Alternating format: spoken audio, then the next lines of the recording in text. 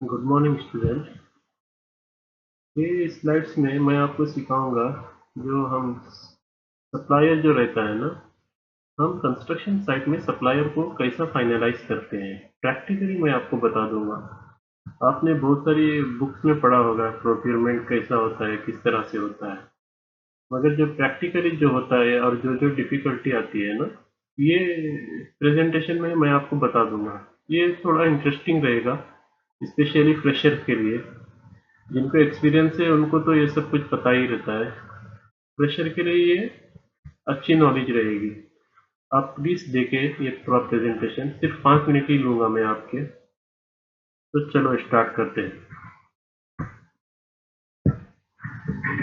सबसे पहले जब सप्लायर्स को फाइनल करना होता है ना, हम एक लिस्ट रहती है, जो प्रोजेक्ट स्पेसिफिकेशन जो रहता है, जो क्लाइंट के पास से जो हमारे को स्पेसिफिकेशन मिलता है प्रोजेक्ट का, उसमें एक प्रीफर वेंडर लिस्ट रहती है जिसको हम पीवीएल बोलते हैं।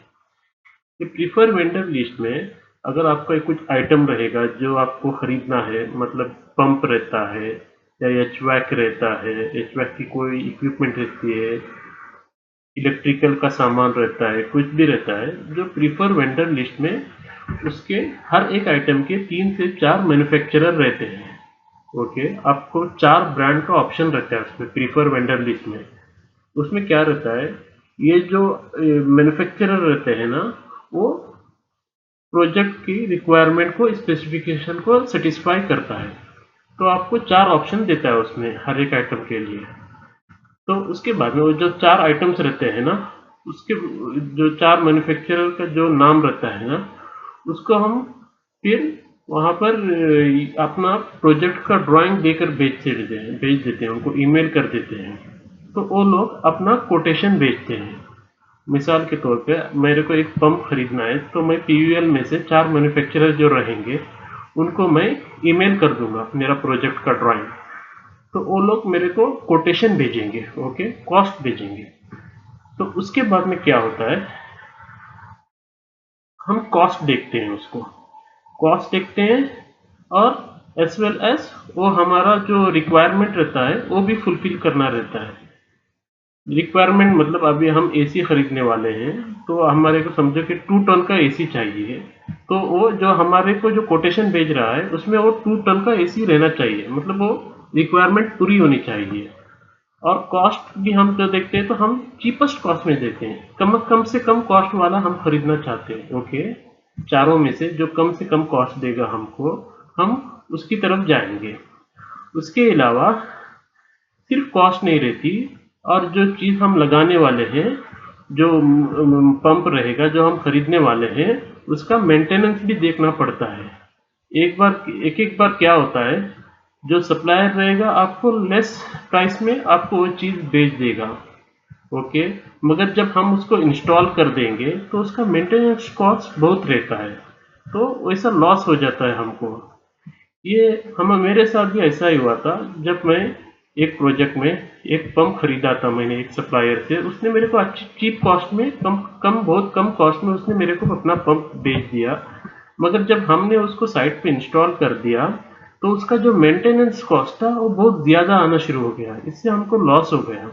तो आपको सिर्फ कॉस्ट नहीं देखना, आप उसका मेंटेनेंस चार्जेस भी देखना चाहिए। मतलब आप कैसा देखेंगे, जैसे आपने प्रीवियस कोई प्रोजेक्ट किया हो, आपने उसका कुछ सामान खरीदा हो, आप देखो कि उसका मेंटेनेंस कैसा रहता है, तो वो भी एक फैक्टर रहता है।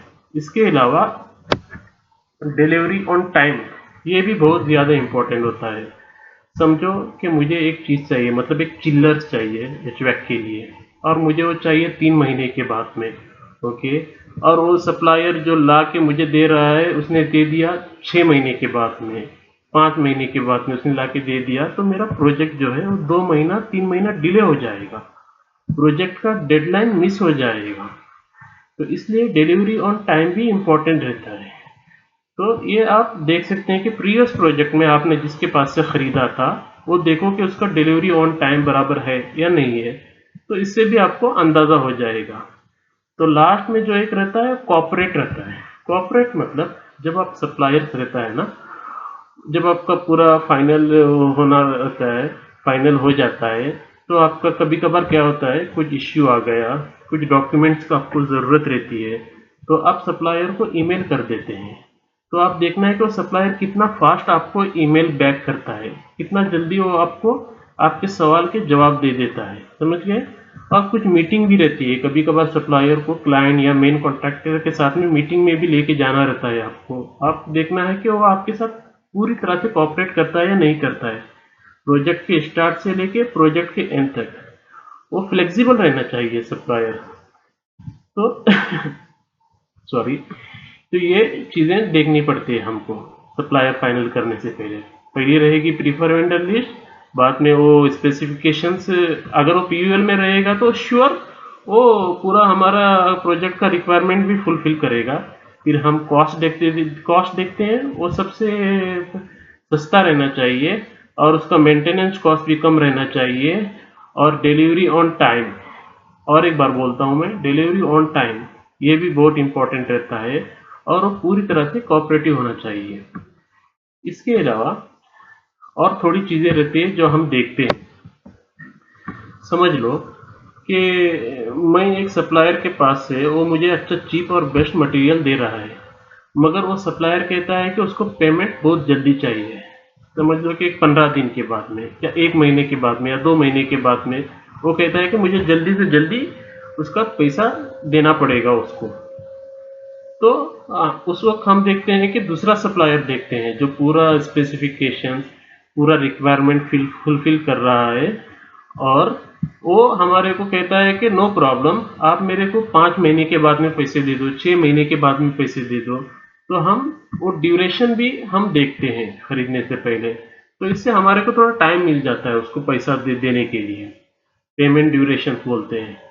उसके बाद ये प्रीवियस पेमेंट इश्यू। एक एक बार क्या होता है, जब कंपनी में कुछ कैश फ्लो प्रॉब्लम रहता है ना, तो हम सप्लायर को है ना पूरा पेमेंट नहीं कर सकते।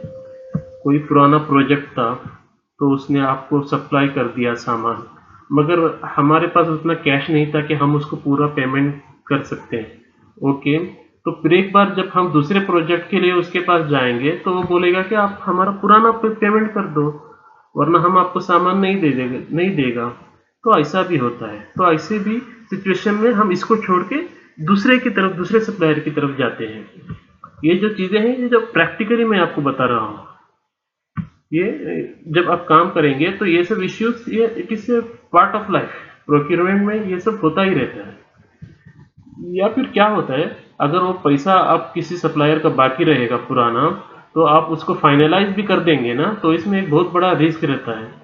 तो क्या रहेगा, आप कुछ समझ लो कि एक 6 पंप चाहिए, तो वो क्या करेगा, पूरा पेपर वर्क सब कुछ हुए बाद में वो कहेगा वो 3 पंप दे देगा, और बाकी का 3 पंप देने के लिए वो आपको सताएगा। वो बोलेगा कि आप पहले हमारा पुराना प्रोजेक्ट का पेमेंट कर दो, हम आपको बाकी का पूरा पंप दे बाकी का पूरा जो बचा हुआ है सामान दे देगा।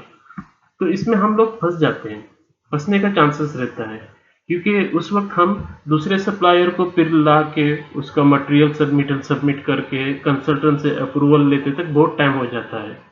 तो इसलिए ये प्रीवियस पेमेंट इश्यू, ये प्रैक्टिकली ये बहुत इंपॉर्टेंट रहता है। इसके अलावा इन्फ्लुएंस रहता है। इन्फ्लुएंस मतलब सेटिंग रहती है सप्लायर की या मेन कॉन्ट्रैक्टर की। अगर समझो कि एक सप्लायर है, वो पूरा ऊपर के पूरे स्टेप्स ये करता है, मतलब स्पेसिफिकेशन से पैसा चीप एंड बेस्ट भी दे रहा है, और उसके अलावा इन्फ्लुएंस रहता है, मतलब वो आपका कोई रिश्तेदार रहेगा, हाँ, या कोई पहचान का आदमी रहेगा, या फिर हो सकता है कि वो आपको ब्राइब भी मिलती है इसमें। मतलब ये सब प्रैक्टिकली होता है भाई। मैं मतलब बहुत सारी कंपनी में ऐसा होता है, वो आपको थोड़ा अंदर से पैसे ज़्यादा देगा, कहेगा कि आप मेरा ही सामान खरीद लो, मैं आपको इतना परसेंटेज कमीशन दे देगा। ये बहुत सारे जगह पर ऐसा होता है, इसको इन्फ्लुएंस समझ लो आप, इन्फ्लुएंस होता है। तो ये सब पॉइंट्स रहते हैं जब आप सप्लायर को फाइनल करते हो। तो अब आपको कुछ सीखने को मिला होगा, स्पेशली फ्रेशर के लिए, क्योंकि फ्रेशर रहते हैं ना, वो मतलब ब्लैंड रहते हैं, उनको ये कॉलेजेस में भी ये सब सिखाते नहीं है। तो फिर चलो, फिर इंशाल्लाह नेक्स्ट वीडियो में फिर आपसे मुलाकात होगी। तब तक के लिए बाय, टेक केयर।